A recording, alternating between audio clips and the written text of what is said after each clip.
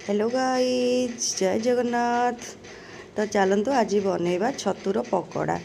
तो छतु पकोड़ा मुझे बोटाम छतु को पूरा भलसे धोईकी काटिकी नहीं जाइए। तो से प्रथम अदा रसुण पेस्ट, हलदी, लुण, लंका गुंड, जीरा गुंड, टिके गोलमरीच गुंड पकईकी प्रथमे ताकू एमती गोले देबे। तापरे प्रथमे किछि कॉर्नफ्लावर दी कप ताकू भलसे पकई गोले देबे। तापरे टिके नाकुरु बेसन पकेबे। तो बेसन पकईकी ताकू भलसे गोले देबे। एमती गोलेकी किछि समय रखिदेबे। तापर देखुंतु कड़ाई रे तेल नेबे। तेल गरम हो सारा परे एमती पकेबे सब छतु पकई सारा परे किछि समय परे गोल्डन ब्राउन हो गला परे ताकू एमती उल्टे देबे। से एटा न होला पर्यंत सांगे सांगे एमती उल्टेबेनी, नहले एटा कॉर्नफ्लोर पड़छि, एटा संपूर्ण भाव में पूरा लागी जीवो।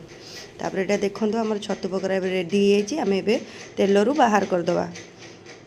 देखंतु केते सुंदर देखा छतु पकोड़ाटा, कलर भी बहुत